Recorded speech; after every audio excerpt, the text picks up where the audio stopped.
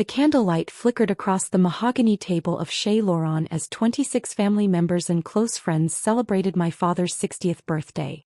The private dining room hummed with sophisticated conversation and the gentle clink of crystal glasses, the perfect backdrop for commemorating Robert Thompson's milestone birthday at the city's most exclusive French restaurant. I sat at the far corner of the long table, quietly cutting my beef bourguignon while my family performed their usual celebration of achievement and success.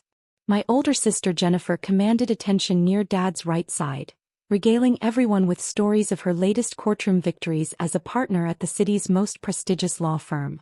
My brother David held court from across the table, describing his recent promotion to chief of surgery at Metropolitan Hospital and the groundbreaking cardiac procedures he'd pioneered.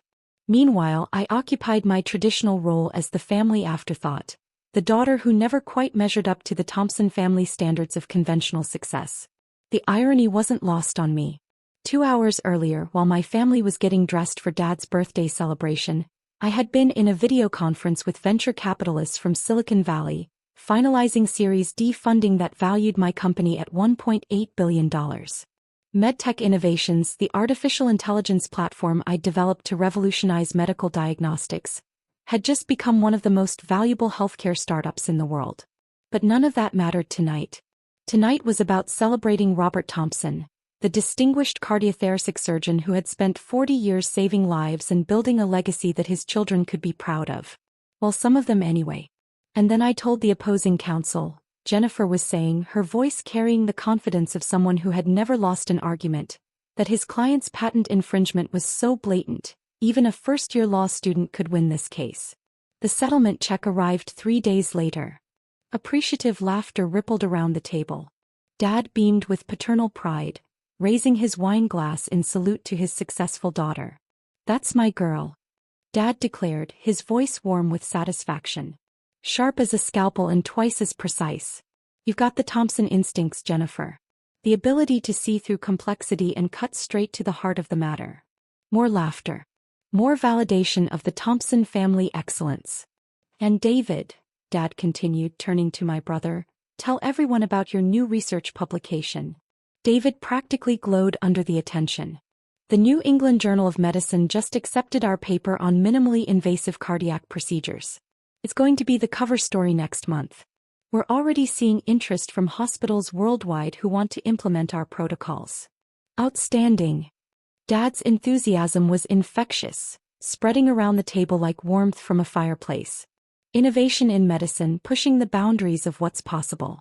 That's what the Thompson name represents. Excellence, leadership, making a real difference in the world. I took a sip of water and checked my phone discreetly. A text from my chief technology officer. FDA approval just came through for the diagnostic AI. We can officially launch nationwide next month. This changes everything. The FDA approval I'd been waiting 18 months to receive. MedTech Innovations' artificial intelligence system could now legally diagnose over 200 medical conditions with 97.3% accuracy, faster and more reliably than most human doctors. The approval that would revolutionize healthcare delivery and save countless lives. But my family had no idea their disappointing daughter had just achieved something that would impact medicine more profoundly than all their individual accomplishments combined. "Chloe," Aunt Margaret's voice cut through my thoughts. I looked up to find Dad's sister smiling at me with the kind of gentle concern usually reserved for troubled pets. "You've been so quiet tonight. How are things going with your computer project?" The question landed on the table like a stone dropped in still water. 26 pairs of eyes focused on me, waiting for an update on the family disappointment's latest attempt at finding meaningful work. "It's going well," I said simply, the same response I'd been giving for 6 years. Jennifer's laugh cut through the polite silence like glass breaking. "Going well? Aunt Margaret, Chloe has been saying her computer thing is going well since she graduated from Stanford. Meanwhile, she's still living in that studio apartment and driving the same car from college." The familiar sting of public humiliation washed over me. Around the table, accomplished Thompson family members regarded me with a mixture of pity and barely concealed frustration. "Now, Jennifer," Mom interjected, but her tone suggested she agreed with the assessment. "I'm sure Chloe is doing her best with whatever she's working on." "My best." As if developing artificial intelligence systems that could revolutionize medical diagnosis was just doing my best. As if creating technology that would save millions of lives was some kind of participation trophy effort. The problem, Mom continued, settling into her favorite topic, is that Chloe has never understood the importance of practical career choices. Look at Jennifer. She followed a traditional path, built a solid practice, made partner at a prestigious firm. David went to medical school, completed his residency, became a respected surgeon. That's what success looks like. Exactly, David agreed, warming to the theme. I keep telling Chloe she should consider medical school. With her Stanford degree, she could probably get into a good program. Healthcare is a stable field with real job security. Medical school. After earning a PhD in computer science and an MD in bioengineering, plus developing AI systems that would soon replace many traditional diagnostic procedures, my brother thought I should consider getting into healthcare. That's a wonderful suggestion, Aunt Margaret added supportively. Medicine is such a noble profession. Chloe could really make a difference in people's lives. Make a difference. MedTech Innovations diagnostic AI was already being tested in hospitals across 12 countries, reducing misdiagnosis rates by 73% and enabling accurate diagnoses in underserved communities that had never had access to specialist care. I appreciate everyone's suggestions, I said carefully, but I'm committed to my current work. Committed to what? Mom's patience was clearly wearing thin. Chloe, what are you actually committed to? Because from where we're sitting, it looks like you're committed to avoiding responsibility. The accusation hit the table like a slap. Around us, family members shifted uncomfortably, but no one disagreed. You're 28 years old, Mom continued, building momentum. You have a Stanford education, a brilliant mind, and every advantage we could give you. And what have you done with it? 6 years of playing with computers while your siblings are out there building real careers, helping real people, making real contributions to society. Real contributions. While Mom was lecturing me about making a difference, MedTech Innovations was preparing to deploy diagnostic systems that would provide medical expertise to rural hospitals, refugee camps, and developing nations where traditional healthcare was unavailable. The truth is, Mom said, her voice taking on the disappointed tone I'd heard countless times, we wasted $200,000 on your education. The words hit like individual bullets. 26 people watching a mother publicly calculate the financial loss of her daughter's existence. $200,000 for Stanford tuition, living expenses, graduate school costs, Mom continued with accounting precision. And look where it got you: nowhere. Living in a 400-square-foot apartment, driving a 12-year-old Honda, working on some mysterious computer project that produces no visible income. Each observation was accurate and completely missed the point. I lived modestly because I reinvested every dollar back into MedTech's research and development. My car was reliable and efficient. Why waste money on status symbols when I was trying to cure diseases? My mysterious computer project was about to transform global healthcare delivery. Jennifer's law degree cost half as much, and look what she's achieved, Mom went on. David's medical education was expensive, but he's saving lives and earning the respect of his peers. Your education was the most expensive of all, and you've produced absolutely nothing of value. Nothing of value. The artificial intelligence algorithms I'd developed were being called the most significant breakthrough in diagnostic medicine since the invention of the X-ray machine. We could have saved that money, Mom concluded with devastating finality. We could have invested it, donated it to charity, used it for something that would have actually made a difference in the world. The silence that followed was absolute. 26 people watching a mother publicly disown her daughter's life choices at a milestone birthday celebration. That's when my phone rang. The distinctive tone of my business line cut through the crystal-clear silence like a knife. Every head turned toward me as I glanced at the caller ID, recognizing the number but not expecting the call during a family dinner. I should take this, I said quietly, reaching for my phone. Chloe, Mom's voice carried clear irritation, it's your father's birthday dinner. Whatever business call you think you need to take can wait. It's probably important, I said, already answering. Hello. Miss Thompson. The voice was professional, authoritative, immediately recognizable from countless business podcasts and financial news programs. This is Catherine Walsh from Forbes magazine. My heart stopped. Catherine Walsh was the senior editor who handled Forbes' coverage of breakthrough technology companies and innovative entrepreneurs. She was calling about medtech innovations. "Hello, Ms. Walsh," I said, acutely aware that 26 people were listening to every word. "I apologize for calling during evening hours, but we're working on a time-sensitive story about revolutionary healthcare technology, and I wanted to speak with you personally about your company." Time-sensitive story. That usually meant they were preparing a major feature or breaking news coverage. "Of course," I said, my mind racing. "How can I help you?" "We'd like to interview you about medtech innovations for our upcoming issue on companies that are reshaping American healthcare.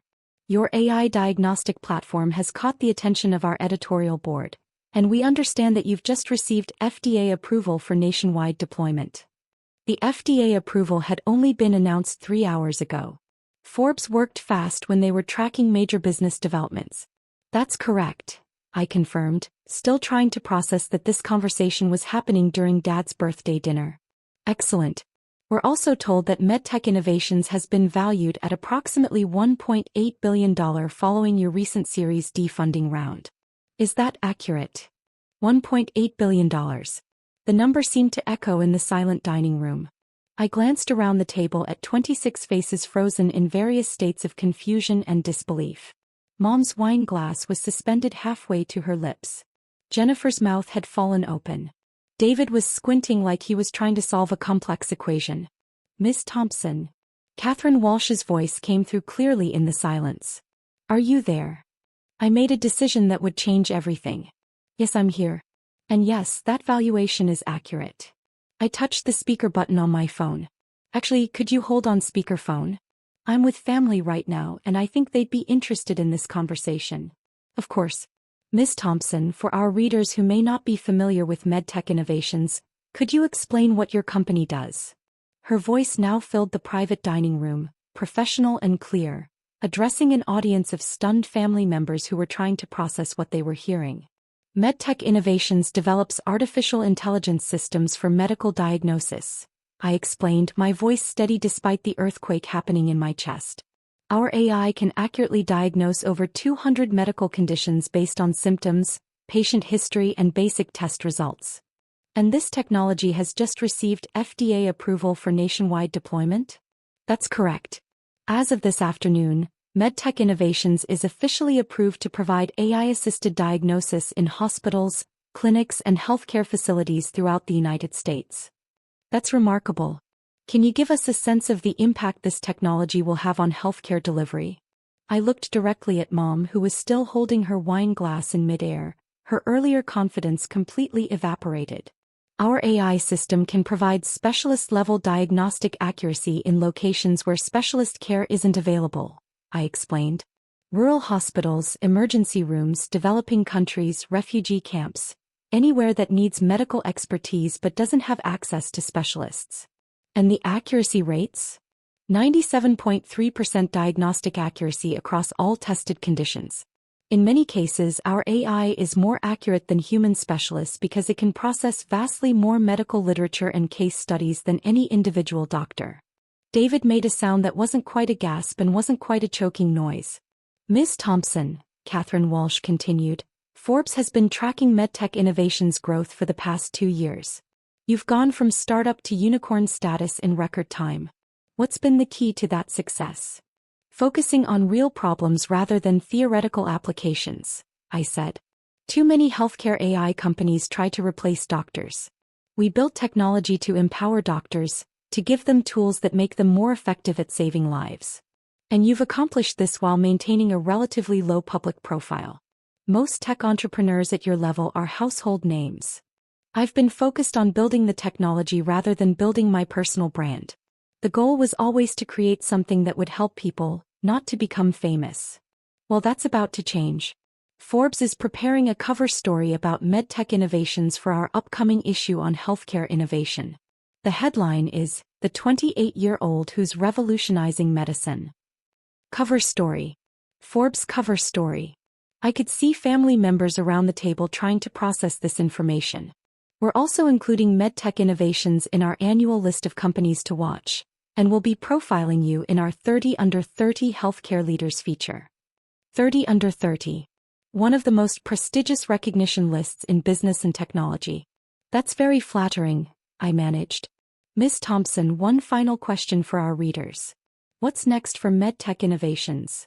I thought about the FDA approval, the international expansion plans, the partnerships with major hospital systems, the potential to democratize healthcare access worldwide. We're launching nationwide deployment next month, I said. By the end of the year, MedTech's AI will be available in over 2,000 healthcare facilities.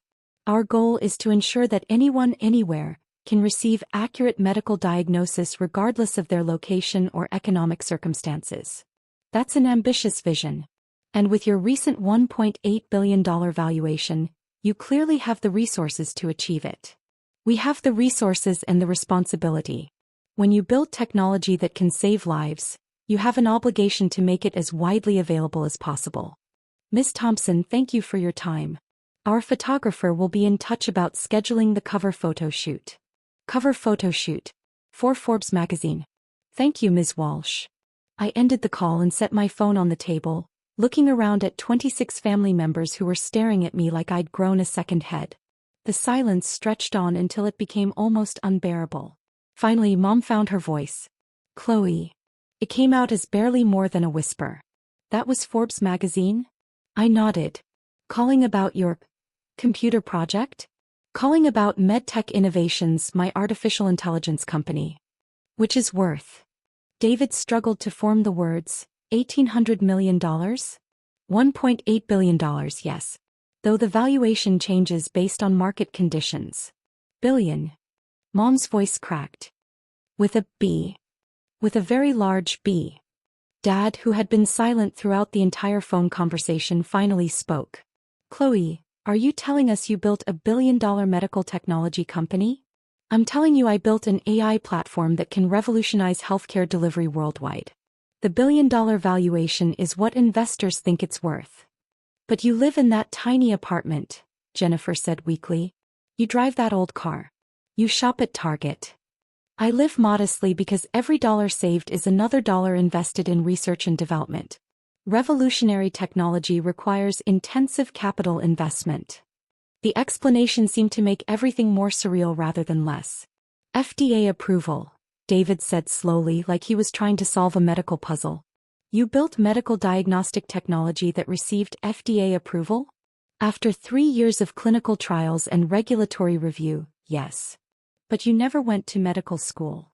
I have an MD in bioengineering from Stanford. I graduated summa cum laude from both the medical program and the computer science PhD program simultaneously. Mom's wine glass finally completed its journey to the table, landing with a soft clink that seemed impossibly loud in the silence. You have a medical degree, she whispered, and a PhD in computer science. I thought you knew about my graduate work. We thought you were just playing with computers. I was developing artificial intelligence systems that could save millions of lives. But yes, technically that involved playing with computers. The irony hung in the air like expensive perfume. Chloe, Aunt Margaret said faintly, when you said your work was going well, I meant that MedTech Innovations was successfully completing clinical trials, securing FDA approval, raising venture capital, and preparing for global deployment. That all seemed to qualify as going well. But why didn't you tell us? Dad asked, his voice full of confusion and something that might have been hurt. Why let us think you were struggling? The question I'd been dreading for 6 years. Tell you what, Dad? That my computer project was actually going to change the world? That maybe your youngest daughter had found a way to help more people than any of us ever imagined? The words settled over the table like smoke from an explosion. For 6 years, I continued. Every family gathering has been an opportunity for all of you to explain why my choices were wrong. Why I needed to find a real career, get serious about my future, stop wasting my expensive education. I picked up my water glass, surprised to find my hand was completely steady. Tonight, Mom calculated that you wasted $200,000 on my Stanford education because I've produced nothing of value. What you didn't know is that Stanford education enabled me to build technology that will provide medical care to millions of people who never had access to specialists before. Mom's eyes filled with tears. Chloe, we didn't know. You didn't know because you never asked. You assumed I was failing and built every conversation around that assumption. But if we had known you were building something so important, would it have mattered? Would you have been proud of a daughter who was revolutionizing healthcare? Or would you have still preferred that I followed Jennifer and David's more traditional paths? The question hung unanswered in the air. Mom, I said gently, you said tonight that you wasted money on my education because I produced nothing of value. Tomorrow Forbes magazine is going to publish a cover story about how that education enabled me to build technology that could save more lives than David will in his entire surgical career. David nodded slowly, the competitive tension between siblings suddenly irrelevant. Chloe, what you've built, it's incredible. Diagnostic AI that accurate could revolutionize emergency medicine, rural healthcare, developing world medical access. That's the plan, I agreed. And you did this alone? Built the entire company yourself? I have a team of 200 engineers, doctors and researchers now. But yes, I started it alone in my apartment 6 years ago. Jennifer found her voice. Chloe, I'm sorry. We've been so wrong about everything. You weren't wrong about everything, I said. You were right that education matters, that hard work pays off, that the Thompson family values excellence in making a difference in the world. You just didn't recognize those values when they took a different form than you expected. I stood up slowly, placing my napkin beside my barely touched dinner. Dad, I said, walking around the table to where he sat, still processing everything he'd learned, happy 60th birthday. I hope this year brings you a better understanding of what your children are capable of achieving. I leaned down and kissed his forehead, then straightened up and looked around the table at 26 family members who were seeing me clearly for the first time in 6 years. Mom, the $200,000 you spent on my education just enabled me to build a company that will provide healthcare to people who never had access before. I'd say that was money well spent. As I walked toward the door, I could hear voices rising behind me. Jennifer asking about the Forbes article, David wanting to know about the AI algorithms, Mom calling my name with a voice full of regret and wonder. But I didn't turn around. I walked through Chez Laurent's elegant dining room, past tables of successful people who had no idea they were watching a billionaire leave her father's birthday party. The maitre d' nodded respectfully as I passed. He'd probably read the advance copy of Forbes that had been leaked to industry insiders. I got in my reliable 12-year-old Honda and drove home to my modest apartment, where I would spend the rest of the evening reviewing MedTech's deployment timeline and preparing for tomorrow's media interviews. Because that's what Chloe Thompson, the family disappointment, did with her Saturday nights. My phone was already lighting up with notifications, congratulatory messages from business partners, interview requests from major media outlets, investment proposals from venture capital firms who had just learned about MedTech's true potential. Tomorrow would bring the Forbes cover story, followed by features in TechCrunch, Wired, and the Wall Street Journal. The mysterious healthcare AI company would finally have a face. And that face would belong to the Thompson daughter who had supposedly wasted her expensive education. But tonight, for the first time in 6 years, I was free to be exactly who I was. Chloe Thompson, successful entrepreneur, medical innovator, and former family failure who had just proven that sometimes the most valuable investments are the ones that take longest to pay dividends. And I was completely at peace with that.